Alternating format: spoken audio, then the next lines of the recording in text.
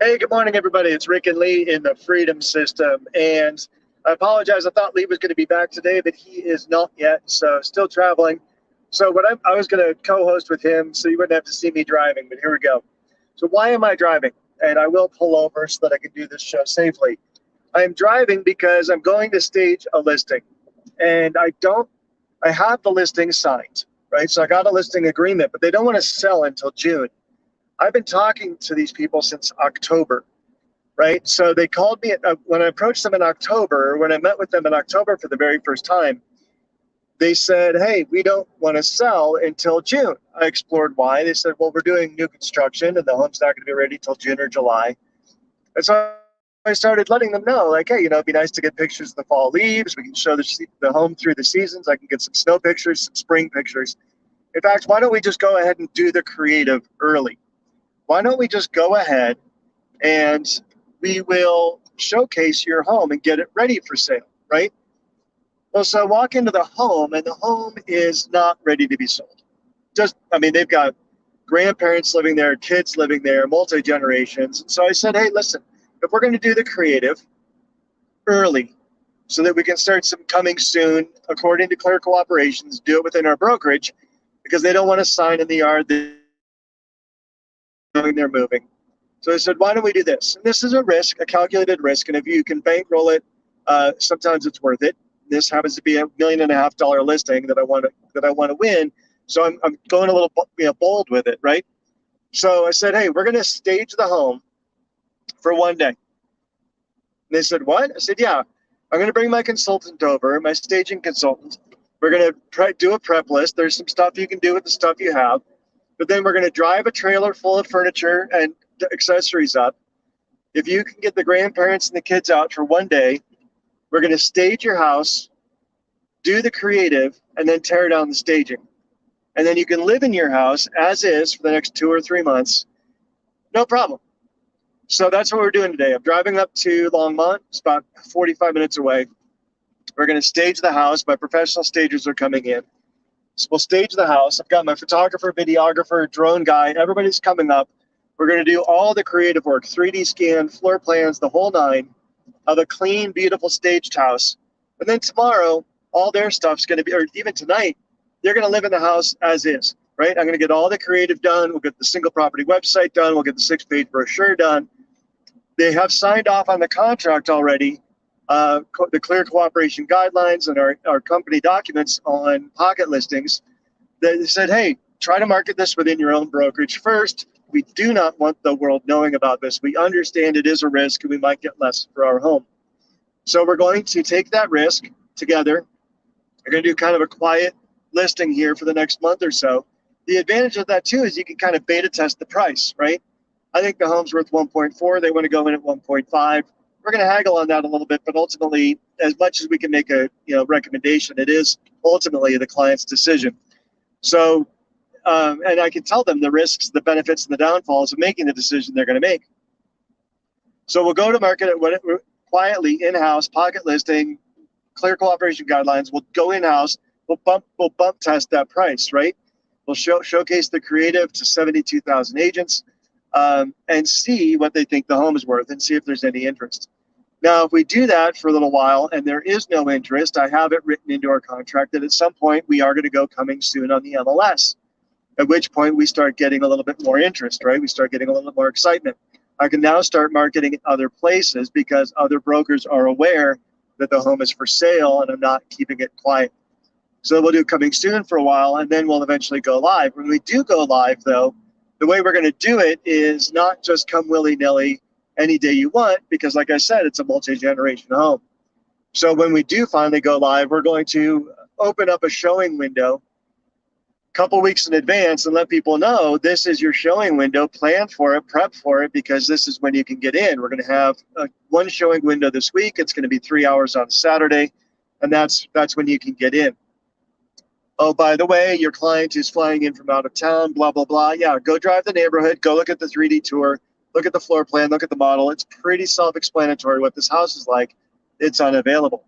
If you'd like to get in, write an offer, provide a lender letter, and we will accept your offer or negotiate the offer contingent upon you actually touring the home and liking it as much as the model makes you think you will. But with VR glasses, you can buy a home remotely now, so kind of deal with it, right? So with 1 to 2 weeks of inventory on the market, you can kind of play a tight game like this. But the point being, I locked up this listing back, going aggressively out in October, November, December to showcase showcase for them what I was going to do for them. Let them know all of their privacy guidelines, all of their sort of living logistics problems, everything was going to be taken into account and considered. I snagged and got under contract and signed as a listing agreement, I should say. I got a listing agreement for $1.5 million. Now, I'm probably going to have to risk $4,000 or $5,000 on the front end, right? Because I'm staging the house, paying for all the creative. I'm not doing it myself. I'm hiring it out. I happen to be a semi-professional photographer, and I do take some listing photos for some of my stuff, but I'm not doing it on this one. I know it's going to be a difficult house to capture. I know it's going to be a difficult house to convey. And so I'm bringing in someone who does this 3 to 4 times a day because I don't. So we're going to get this house looking really sharp today. I'm pretty excited about it. Probably do some behind the scenes on our prep work for it. And we'll see how it goes. I think we're going to transform this sort of multi-generational house into $1.5 million desirable listing. And then it's going to go back to what it is right now, which is well lived in, but it's just not appealing to the masses. So anyway, that's where we are today. Because I'm driving and haven't been able to pull over, I am going to end this show a little bit sooner than normal. But drop some comments, drop some likes. Tell me what you think about a strategy of locking people down to commit to you because you've already done the creative, right? Now, let's say someone approaches them in March. We're in February right now. Someone approaches them in March and say, hey, your house is desirable. I would love to list your house. They're going to say, well, we actually already have all the pictures taken. We actually already have the drone work done. We actually have all of the marketing done. I feel like we kind of have to stay with this guy, right? Or gal. So get them to commit early. If they want to sell in 4 months, do your creative today. Put them under a listing agreement, lock them down, and then say, hey, you know what? Here's the advantage. Let's start touring for homes too, because the reason they don't want to sell a lot of times, this is new construction, they have to wait for it to be done. But a lot of times they don't know where they're going to move, right? So if you don't know where you're going to buy, you're never going to sell. So you say, hey, let's get all your creative done. And I've used this one a lot, actually. Let's get all your creative done now. And let's just start casually touring. I know you don't want to buy. I know you're not ready, and I know it's not right. But there are so few homes on the market that when one comes up that's remotely appealing, let's just go see it.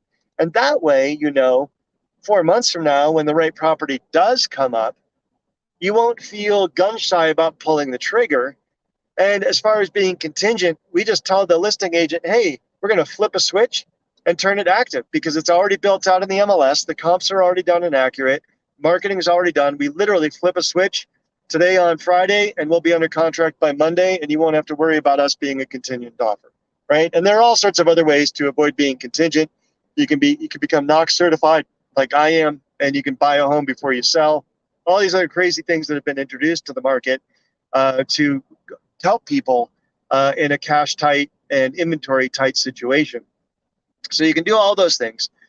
But one way you can do it is just say, hey, let's lock down the creative because you lock down the client to you. And then let's just start casually shopping. And while we're casually shopping, if something comes up, then we just pull the trigger, flip a switch, and your home's for sale, right? And now we know you're not going to be homeless. You don't want to be homeless, do you? No, of course not. So let's do the right thing. Let's do the creative next week. I'm going to help you get it staged. I'm going to give you guidelines. And you know what? The great thing is you get to prep for creative once, and you can go back to living for the next 3 or 4 months. You don't have to worry about showing your home every weekend because I'm not going to do that to you, right? You don't have to live in a staged house worried about leaving a pencil on the table because it might affect somebody's view of your home. You can just go back to living comfortably. You like living comfortably, don't you? Yeah. And nobody likes the stress of people running through their house, do they? No. So let's avoid that stress. Let's live comfortably, and let's do the right thing. Let's do the creative this coming week, and then I'll start working on it. You're going to be amazed by how good your house looks in these pictures and these images. The video is going to blow you away. You're going to share your 3D model with everybody because it's just so cool. And then we'll just casually, as you see fit, as you have openings, if there's a ski day where you were going to go up but there's no snow, we'll just go tour a home, right? And maybe you find something, maybe you don't. But then you do it on your timetable and not at the timetable of the market. Does that sound good? They're going to be like, absolutely. Okay, great. Sign here. And then you sign them up, and now you've got a client committed to you, and you lock up that listing. Because otherwise, if you don't lock up that listing with you and get them to commit to you, guess what?